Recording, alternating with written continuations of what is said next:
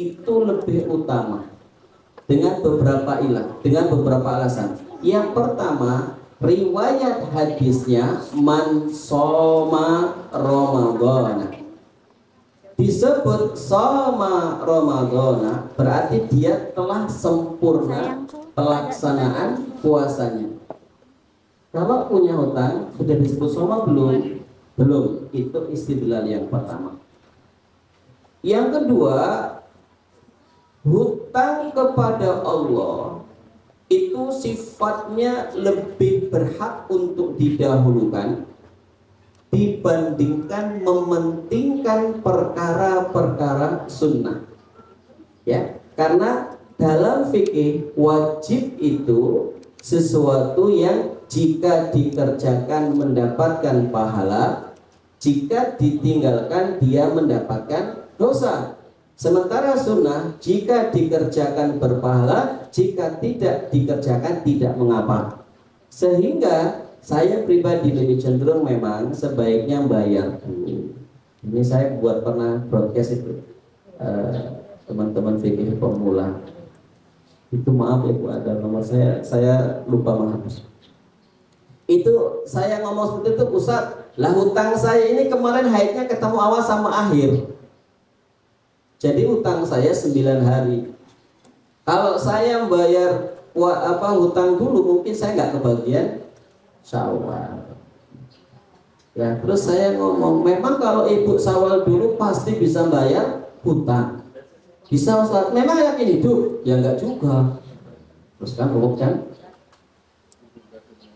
Terus gimana Ustaz? Bayar Syawal, bayar puasa dulu, ya. Setelah itu nanti baru Syawal. Lah jawab lagi, lah kalau haid lagi ya nggak usah puasa, nggak kebayar Ustaz, insya Allah sudah dapat niat. Kayak gitu. Meskipun boleh ya Bu, boleh ya. Kalau yakin umurnya masih 5 bulan lagi ya. Saya yakin Ustaz 5 bulan lagi, bagus lah. Baik, kemudian yang kedua, periksa kembali qiraah kita dalam satu hari.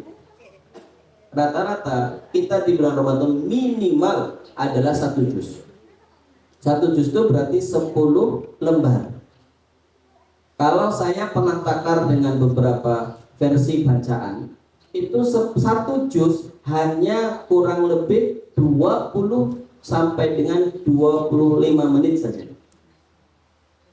Kecuali yang maaf kita baca masih ya tak itu baca saya terbata-bata. Mungkin sekitar 40 sampai 1 jam. Berarti kalau dalam satu hari 24 jam kita sisihkan waktu 1 jam, maka masih tersisa 23 jam. Ini lucu dan mungkin termasuk dalam keajaiban dunia yang ke-9. Karena sekarang 8 ya Bu, keajaiban dunia. Ini ada keajaiban dunia yang ke-9. Apa itu? Orang datangi bulan Ramadan 30 hari nggak hatam Quran. Itu termasuk keajaiban dunia yang ke-9. Nanti kita usulkan. Bapak Ibu sekalian, apa masalahnya kita mengutip perkataan dari sahabat Utsman bin Affan radhiyallahu anhu, dia mengatakan lau tahar qulubuna ma syabi'at min kalam. Jadi kalau hati kita itu bersih, kita tidak akan pernah bosan baca Quran. Masalahnya hati ini sudah terlalu ngerkeru. Ya. Gajian tanggal 1, tanggal 2 saja sudah DM terus sudah ngeping terus di grup. Gimana bendahara kayak gitu. Ini bukan pengalaman, pengamatan dan bukan aduan juga gitu. Ya, makanya saya termasuk orang yang kenapa meniti wirausaha supaya tidak takut dengan tanggal tua. Ya, saya punya usaha kambing yang saya dalami setelah saya keluar dari ya Pak, ada pindah tugas dari amal bakti ini sejak 19 Maret 2007 saya menjadi tukang kambing. Tapi cuma megang HP ya, tukang ngadiknya. Jadi kenapa? Supaya saya tidak takut tanggal 10 ke atas itu bulan agak tua, 20 ke atas lagi tua bangka. Enggak ada itu. Semua tanggal itu kalau bisa ya nikmati. Makanya Pak Nur sekarang tambah gemuk. Ya pertama pupuknya pas, yang kedua punya duit. Saya ketika disuruh ngisi sebuah taklim daerah mana sebelum Gisting itu, mana Pak Bendungan itu Pak, sebelum Gisting itu, satu Tegi itu, tapi kita yang belok kiri. Saya ditelepon Pak Ustadz ngisi taklim sebulan 2 kali. Bisa pada waktu itu bisa. Kemudian, tapi maaf Pak Ustadz, kami nggak bisa bayar Pak Ustadz, tidak apa-apa. Pada waktu saya mobil sendiri berangkat jam 1:30, sampai sana jam 5:30. Biasanya pas puasa saya buka dulu taklim dari ba'da maghrib sampai isya dan seterusnya, lanjut makan biasanya jam 10, sampai rumah ada jam 1, setengah 1, karena pada waktu itu saya belum terlalu ahli lah, sampai sekarang pun nggak ahli ya mengendarai mobil. Tapi setiap kali saya pulang itu di belakangnya itu banyak sayuran. Besoknya tak bagikan. Tak bilang kenapa? Untuk masalah bensin sudah selesai, Allah yang memberi. Jadi harusnya kita itu kayak gitu, jangan nesu disuruh khotib nggak dikasih amplop, biasanya ditandai masjidnya. Ya, ibu-ibu disuruh ngaji pengajian apakah itu yasinan atau maulidan, besok lagi nggak mau gara-gara apa? Nggak ada amplopnya. Itu biasa Bu. Jangan jadikan dakwah itu sebagai pekerjaan. Nanti kita akan mengatakan wanipiro, this problem, ini masalah. Makanya ketika saya diminta contoh ya, mudah-mudahan Allah menjaga niat kita. Jangan sampai hanya terlambat 1 hari saja bufok ya, apalagi terlambatnya 1 minggu ya, nanti mogok masa. Beda usaha kami ya, tidak apa-apa. Karena saya pernah mengalami di sini bagaimana ibu-ibu, masya Allah ya, ternyata luar biasa. Jadi kalau dinilai dari akal itu tidak mungkin ya, anak saya 2 orang itu di pondok pada waktu itu bayarannya 4 juta ya, karena SPP-nya satu bulan itu 2 juta. Kenapa? Karena saya mencari sekolah yang bayaran mahal. Karena kalau bayar mahal mesti gurunya fokus. Gitu, menurut manajemennya. Katanya saya pernah.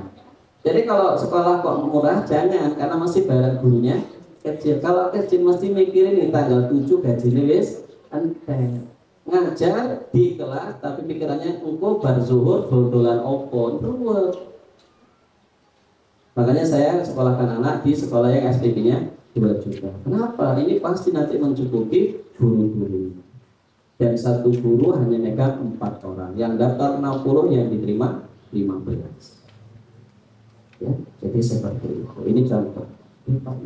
Oh iya, sholat jerawat bagaimana Bapak? Masih bagus tidak? Masih bertahan. Terutama sholat fardu. Bulan Syawal adalah salah satu indikator dari keberhasilan puasa seseorang. Jika puasa sebaik, pasti akan baik Syawalnya, dan berlaku sebaliknya. Man yazra' yahsud. Siapa yang dia menanam benih, maka dia akan memanen buahnya. Masalahnya adalah ketika seseorang itu menanam padi, rumput akan tumbuh. Tapi seseorang menanam rumput tidak akan pernah tumbuh padi. Apakah padi itu? Padi itu adalah filosofi untuk sebuah hasanah, kebaikan. Makanya kalau bapak ibu berbuat baik, itu pasti ada yang getengi. Getengi itu apa? Tidak suka. Kenapa? Itu disebut dengan rumput, gulma. Tapi kalau bapak ibu menanam keburukan, itu tidak akan ada selamanya kebaikan. Nah, maka coba mari sama-sama untuk saya pribadi, bapak ibu semua, Syawal ini Bu, dilihat sudah masuk pertengahan. Alhamdulillah Ustaz, saya masih terjaga qiraahnya, terjaga zikirnya, sholat berjamaahnya, serawung dengan tetangganya, itu dipertahankan. Itu indikator puasa kita baik.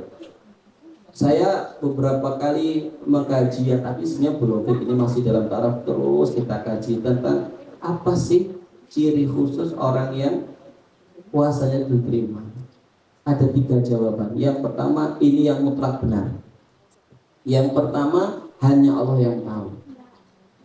Ya kan Bu? Setuju ya Bu? Oke, instrumen ini kita beri. Oke. Yang kedua, akan meningkatkan ibadah, wabil khusus ibadah-ibadah yang fardu. Sholatnya dia jaga, ya, berbakti kepada kedua orang tuanya akan dia lakukan, dan seterusnya.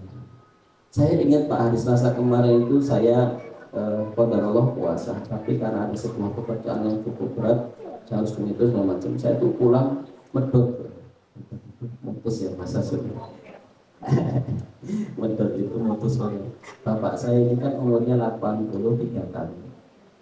Nur, ya kata bapak saya, kok kaca cilik medot jam berapa ya? Setengah 12-an. Ya saya ngomong masalah ya Pak, ya itu comberan sudah kelihatan seperti ya jeruk, itu comberan sudah kelihatan seperti marjan. Berarti saya sudah nggak fokus, Pak, selanjutnya bisa berbahaya, malah santer, ya sakit daripada debat orang tua. Jadi memang kadang-kadang kekuatan itu sebenarnya bukan pada fisik ya.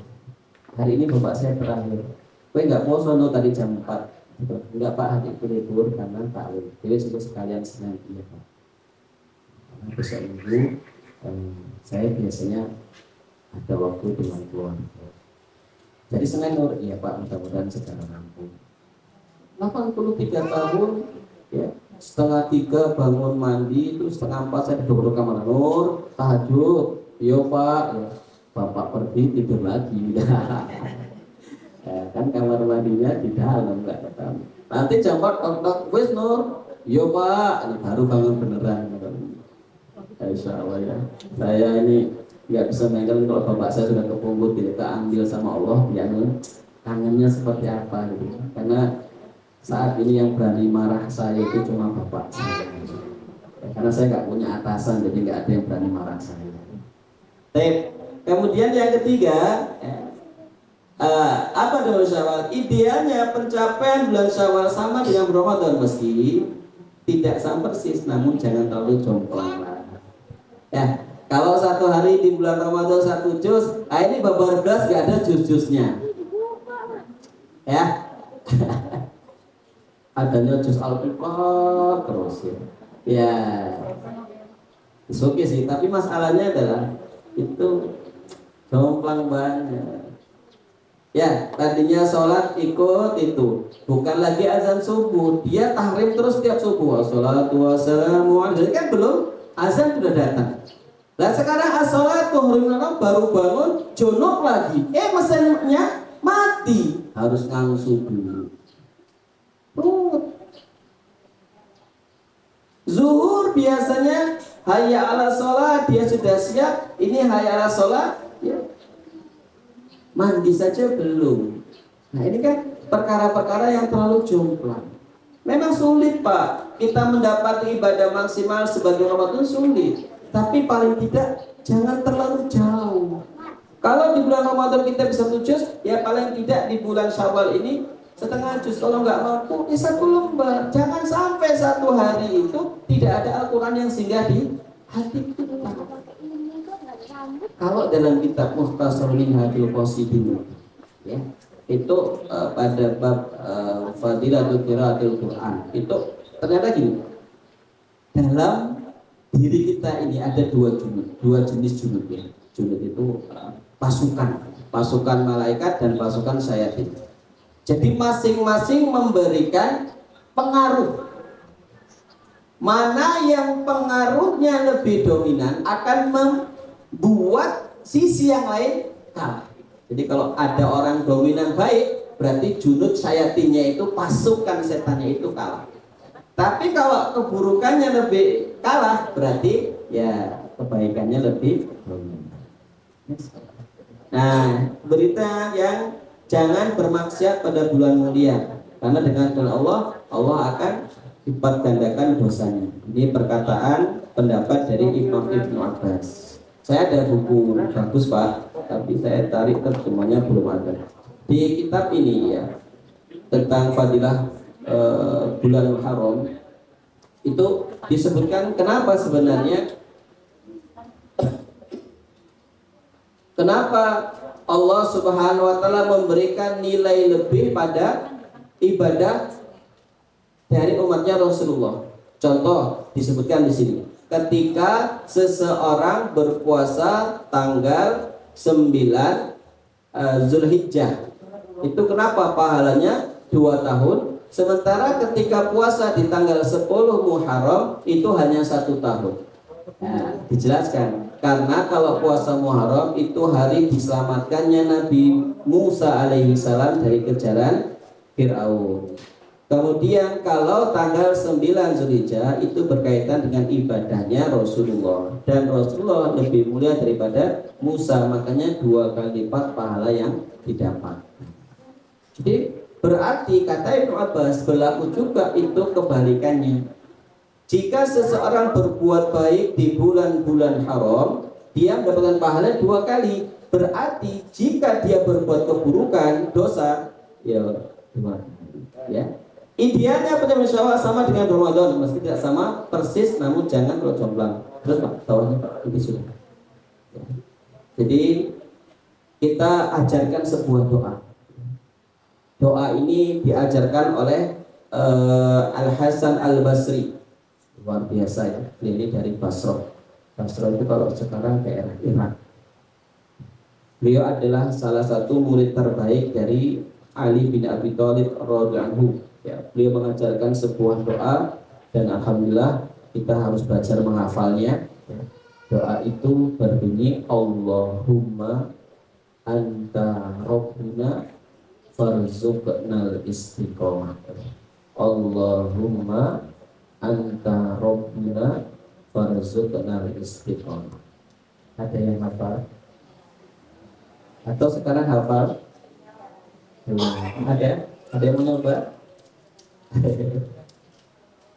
Ya, coba nanti sama-sama kita hafalkan. Allahumma, ya Allah, anta rabbuna, engkau adalah Rabb kami, farzuqnal istiqomah, anugerahkan kepada kami istiqomah.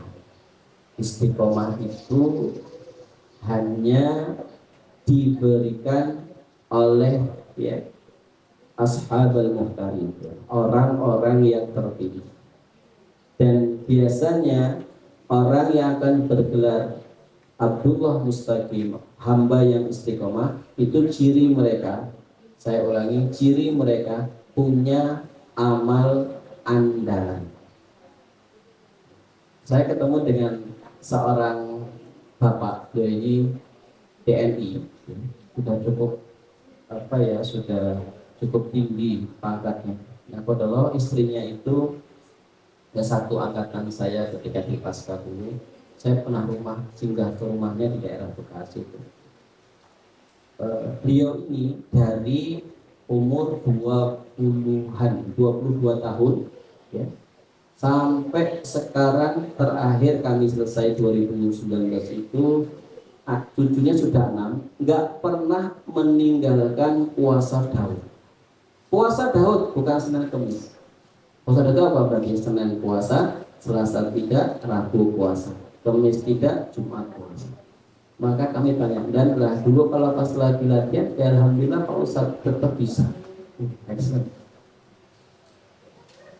Nah, ibunya ini sekarang teman sekelas saya ini lagi S3 di Malaysia dan hampir selesai. Kalau saya S4. Tapi saya pernah juga ke rumahnya, loh mau dijual rumah ini? Iya Pak Ustadz, kemarin baru ditawar 11 M. Itu semua pun iya. Dan maunya berapa? Ya, 12 apa 11,7. Rumahnya besar. Saya pas naik ke atas itu. Kalau rumah saya pertama kali diberikan bagaimana cara nyapunya gitu ya. Masya Allah ya, orangnya kaya tapi tawa luar biasa. Sekarang bosan ya, dan beliau itu sampai terakhir kami ketemu wisuda itu masih puasa. Nah, orang-orang kayak gini biasanya orang yang istiqomah. Saya juga pernah ketemu dengan seseorang yang melazimi sedekah subuh, infak subuh itu nggak banyak, 5.000 setiap kali ke masjid sholat subuh. Jika dia lupa hari itu atau tidak punya uang, dia kodok besok. Misalnya hari Senin dia 5.000, Selasa nggak bawa karena lupa atau tidak ada, maka Rebunya dia 10.000. Nah, orang-orang kayak gini itu mengamalkan sabda Rasulullah. Rasulullah bersabda dalam hadis riwayat Imam Al-Bukhari dan Imam Tirmizi, dia bersabda, ya ayuhan nas khudhu minal a'mali ma tuhibun fa inna allaha la yamilu hatta tamalu fa inna ahabbal a'mal indallah adwamuhu wa in qalla. Ya ayuhan nas, wahai manusia, khudhu minal a'mali ma tuhibun, ambillah, kerjakanlah sebuah amalan berdasarkan kadar kemampuan yang kalian tidak terbatas. Jadi kerjaan itu dinikmati. Kerjaan itu dinikmati. Kalau kerjaan itu dinikmati apapun itu, maka akan menghasilkan kebaikan. Ibu, bapak, jangan terlalu memikirkan besarnya berapa jumlah jam yang dibayarkan, yaitu penting sih. Tapi juga diingat bahwa anak murid kita semua ini sekarang sedang mengamalkan ilmu-ilmu yang bapak ibu ajarkan. Saya punya guru, punya guru SD, namanya Bu Sriati. Bu Sriati ini dia sudah meninggal, tapi bukan di SD sana. Kalau yang ada maaf, itu beliau sudah meninggal. Dulu dia ngajari kami itu gerakan sholat, dan sampai sekarang saya beberapa gerakannya itu terus mengikuti gerakan beliau. Di member fit untuk pemula itu setiap hari saya broadcast kepada 5.000 orang lebih kekelihatan. Itu berarti ada ilmu dari beliau yang saya sampaikan itu menjadi pahala jari untuk beliau.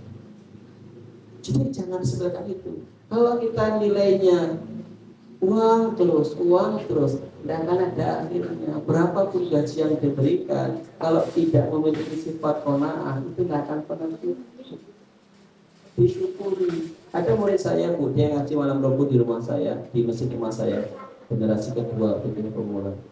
Ustadz, saya mau minta pendapat. Oh iya mas, saya baru lagi mbak kendaraan, sebentar ya mas, pakai audio saya. Nanti sampai rumah saya kabar.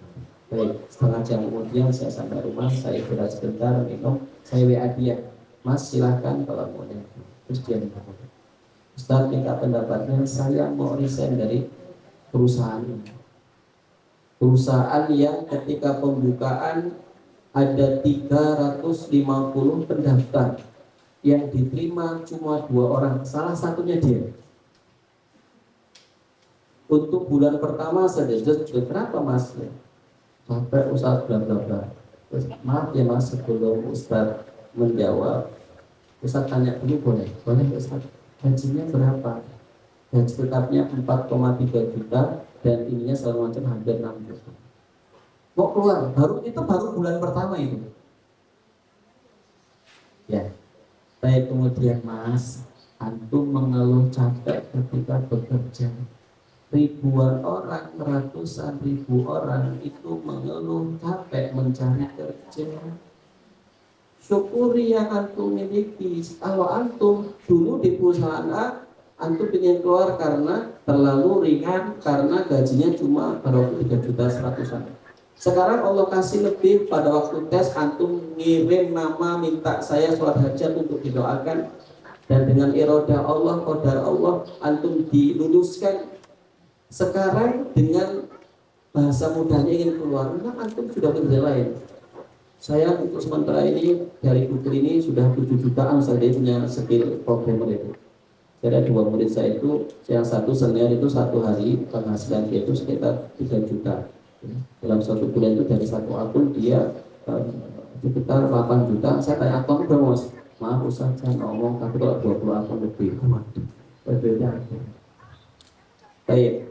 Itu, tapi saya katakan, tapi kan itu namanya sesuatu yang online mas, itu mengalami sebuah perubahan.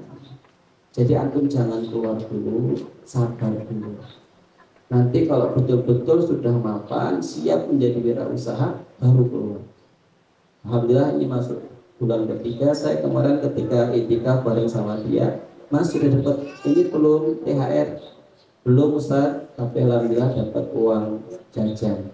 Dia seperti nominalnya 2 juta. Wah, besar. Gaji Ustaz saya cuma 459 ya. Gaji saya itu 459. Bayar SPP anak 4 juta, nggak masuk. Ya tapi kan kambingnya 1 bulan laku 40 ekor. Allah kasih jalan yang lain ya. Satu kambing minimal saya untung 300 sampai 400 tergantung spesies. Jadi itulah jalan Allah memberikan rezeki.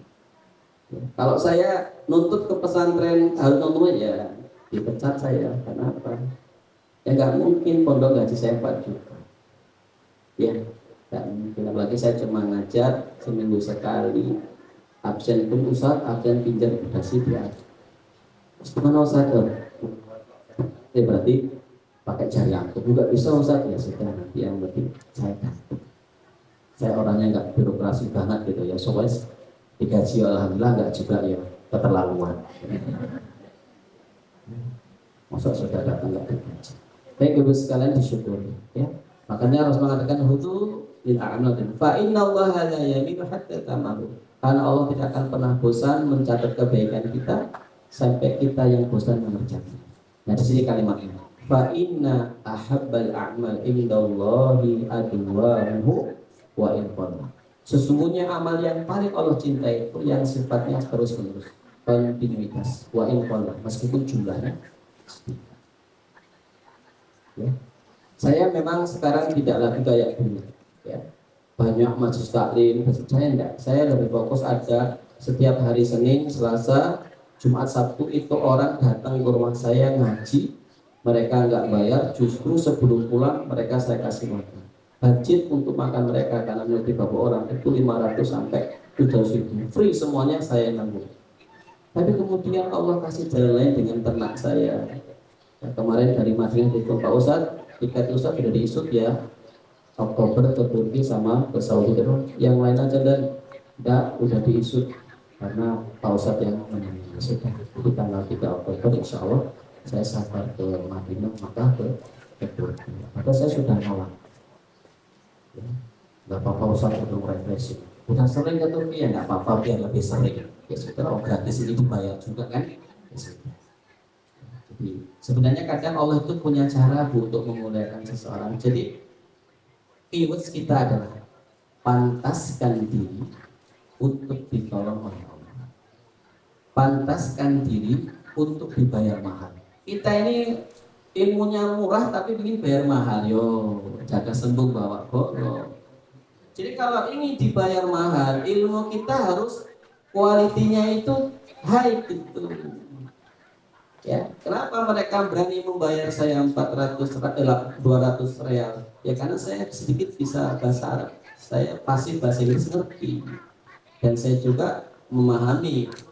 Kalau ada jaminan, Pak Ustaz saya hilang, coba ibu di pintu berapa? 65, oh di sana. Saya bisa jemput, karena saya punya sedikit ilmu tentang itu. Alhamdulillah sejak 2014 saya menjadi penerjemah. Jadi sebenarnya kalau kita ingin dibayar mahal, pantaskan dulu diri kita. Kita ini kualitasnya kualitas biasa, tapi ingin dibayar kualitas luar biasa. Yo ya.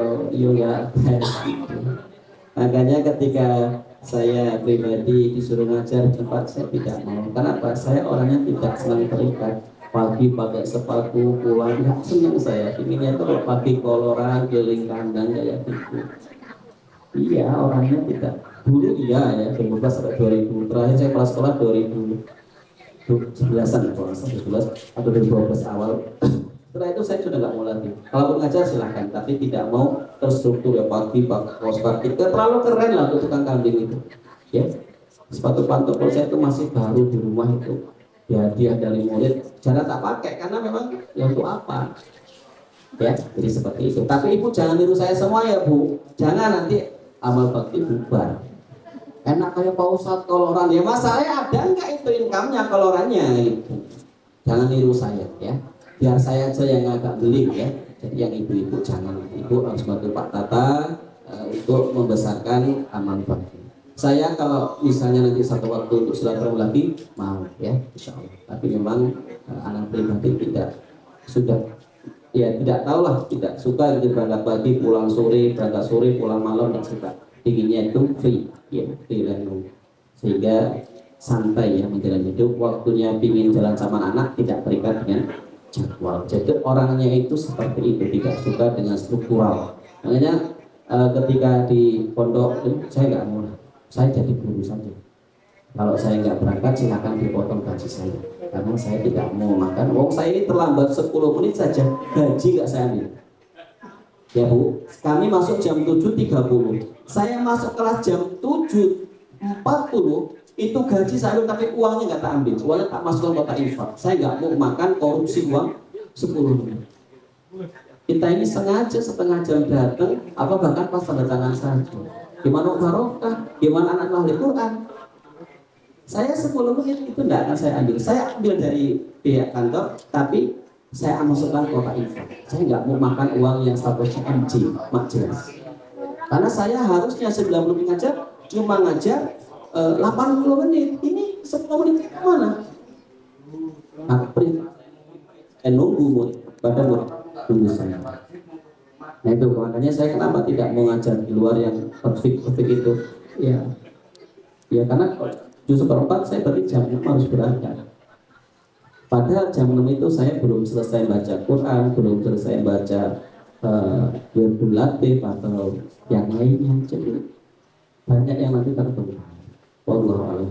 Mohon maaf Bapak Ibu, saya tidak sedang mengajar atau menimbun gunung yang menjulang, tapi saya akan nanti amanah mudah-mudahan menginspirasi. Ketahuilah ketakwaan adalah kunci sebuah kesuksesan. Qanaah adalah kunci kebahagiaan. Apa itu qanaah? Merasa cukup dengan apa yang Allah berikan.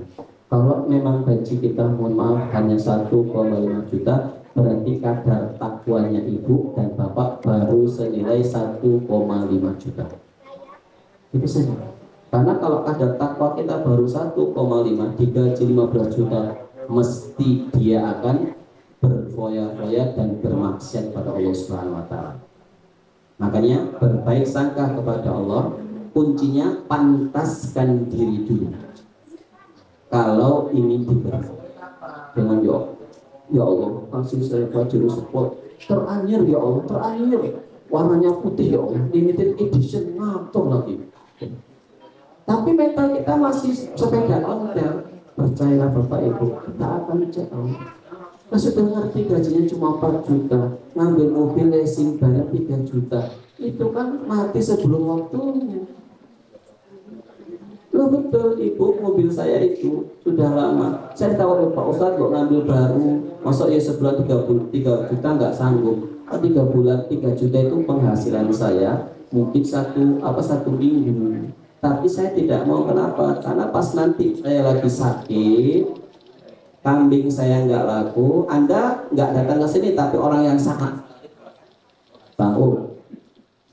Coba dinikmati saja. Biarlah motor kita jelek, yang penting ya tidak hutang. Biarlah mobil kita nggak bagus, yang penting tidak dikejar-kejar leasing. Dinikmati hidup. Orang itu sebenarnya sederhana kok, nikmati yang ada, kemudian cari yang tidak punya. Jika sudah tidak diberi, ya sudah, babnya apa? Sabar. Sabar. Terlambat 1 hari, sabar. 1 minggu, bubar. Barakallahu fikum, semoga manfaat, mudah-mudahan menginspirasi kita semuanya. Semoga apa yang saya ceritakan Allah menjaga niat kita semuanya agar semakin menjadi lebih baik.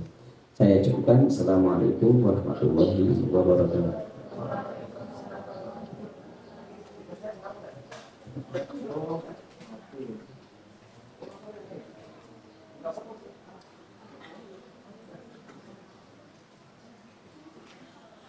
Terima kasih atas sebagainya yang disampaikan ya Ustaz.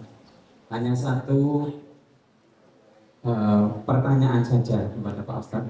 Bisa Pak Ustaz ya? Silakan untuk Bapak Ibu Guru, satu pertanyaan dari materi yang disampaikan. Ya, 2 pertanyaan, 1 Ibu, 1 Bapak. Kita kasih waktu 15 menit Pak Ustadz, setelah itu diundur diri karena ada acara. Bapak Ibu, Bapak, nanti ada door prize-nya dari Ibu Yayasan.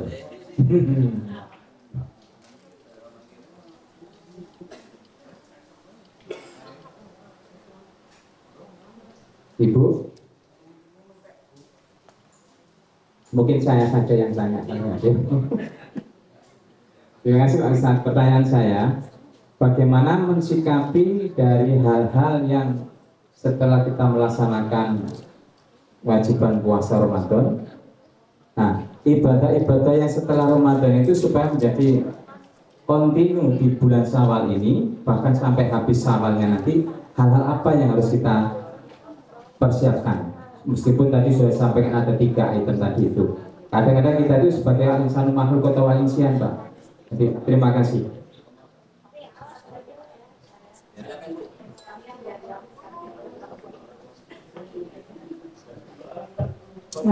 Assalamualaikum warahmatullahi wabarakatuh. Terima kasih atas kesempatan yang diberikan. Saya ingin bertanya dengan apa yang tadi sudah sedikit saya pahami. Jadi puasa Syawal itu ya setelah bulan Syawal.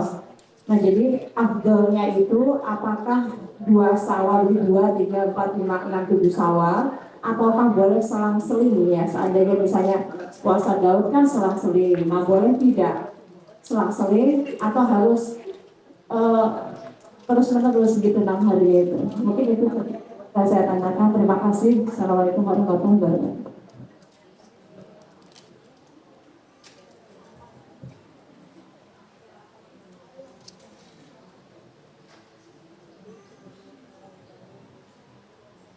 Saya tulis soalnya.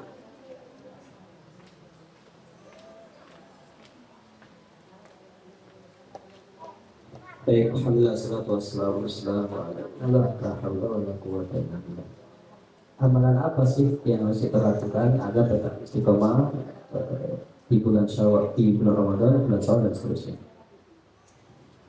Yang pertama, ketika ada seorang yang bertanya kepada seorang ulama dari kalangan tabi'in. Tabi'in itu berarti muridnya sahabat. Wahai guru, apa yang harus saya lakukan? Saya ini sholat, tapi saya tidak khusyuk sholatnya. Saya ini sedekah, tapi seakan-akan saya tidak ikhlas dalam sedekahnya.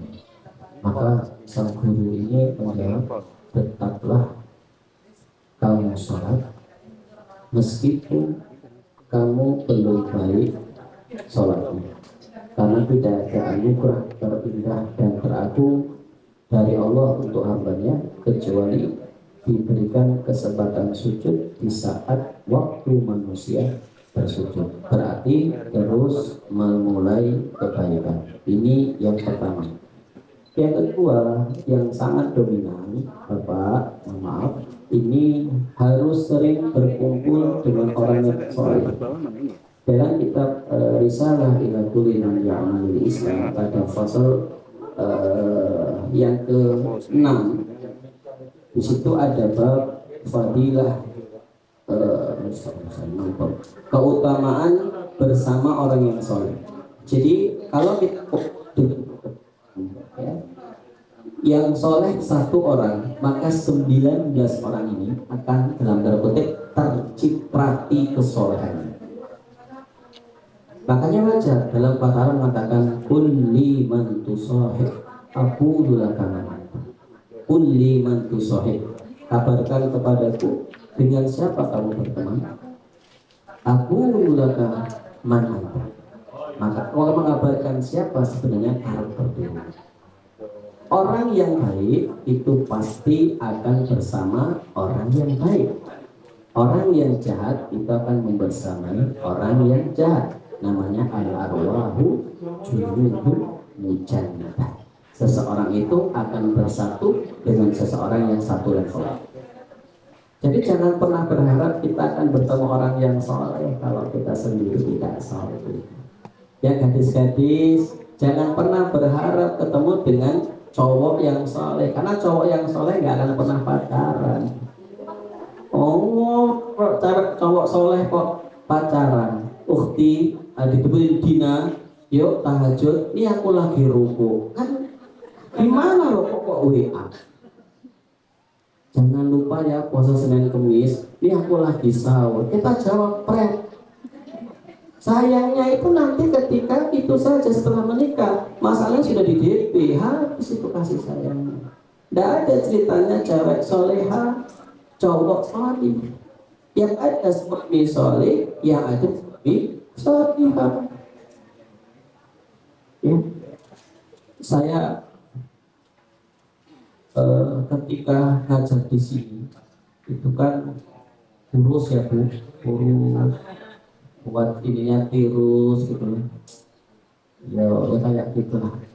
Itu saja itu ada 7 surat dari anak SMK dan SMP. Pak Nur kalau nggak dinikahi Pak Nur lebih baik aku gadis selama-lamanya. Kan ruwet seperti ini.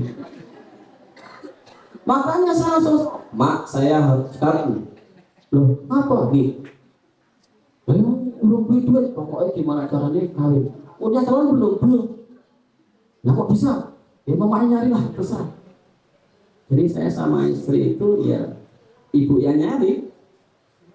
Ketika saya nazar, karena dia pesantren, kata bapaknya, coba diturunin penutup wajahnya.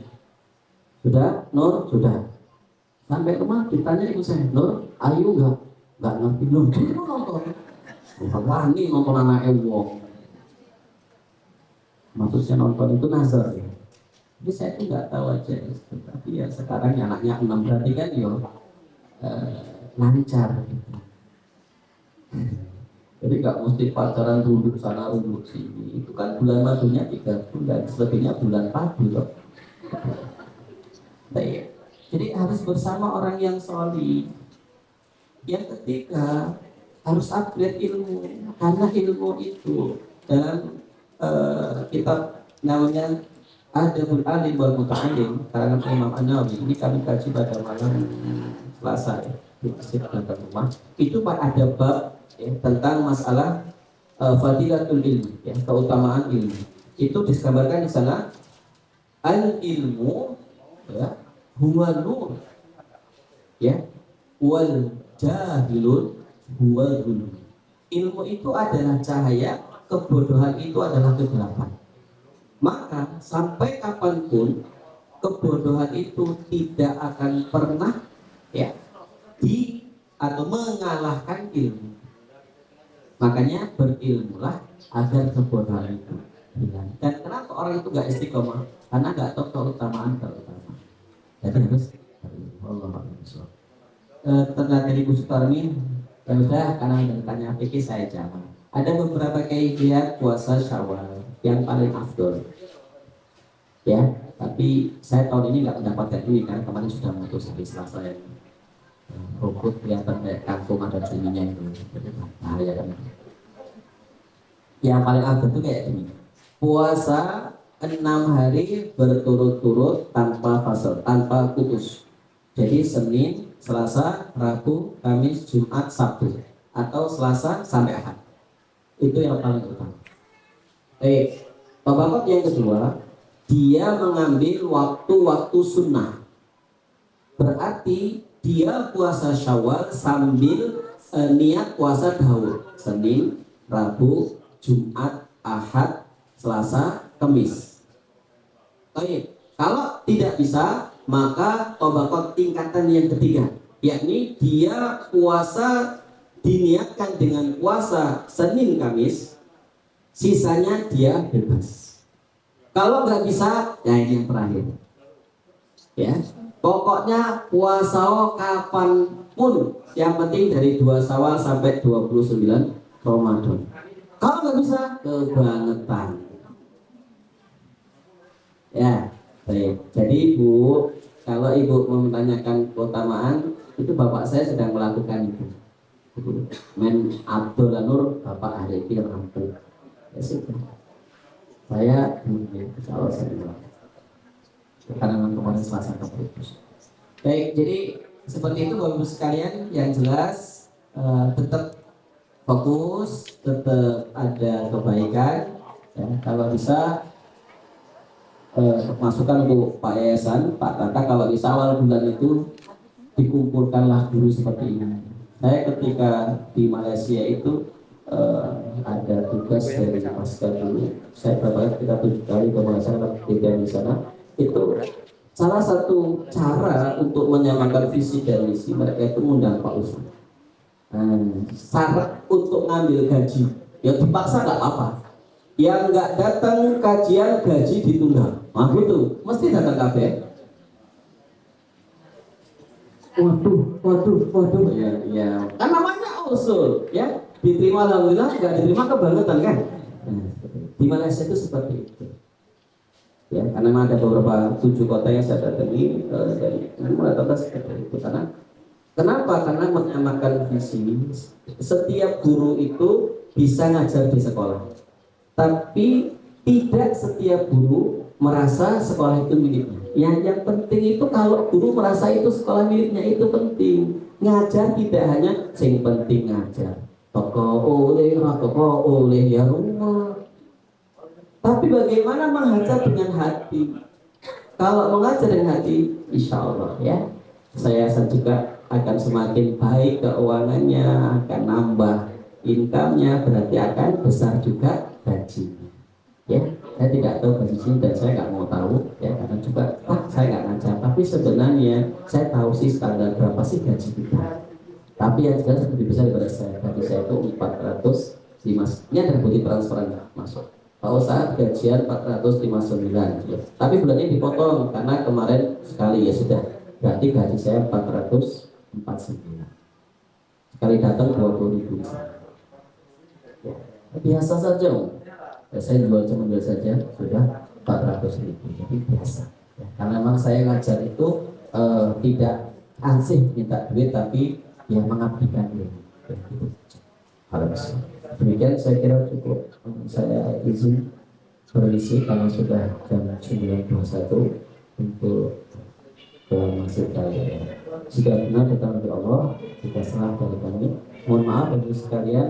Mudah-mudahan nanti bisa ketemu lagi. Kalau Bapak Ibu ketemu saya di jalan, saya lupa kalau ditegur Pak Nur Ahmad ya. Iya. Kalau saya mungkin tidak semuanya hafal Ibu dan Bapak, tapi kalau Bapak Ibu mungkin ingat ya, karena cuma sendiri saya sementara ikut sekian puluh. Demikian alhamdulillah fala takunanna min Assalamualaikum warahmatullahi wabarakatuh.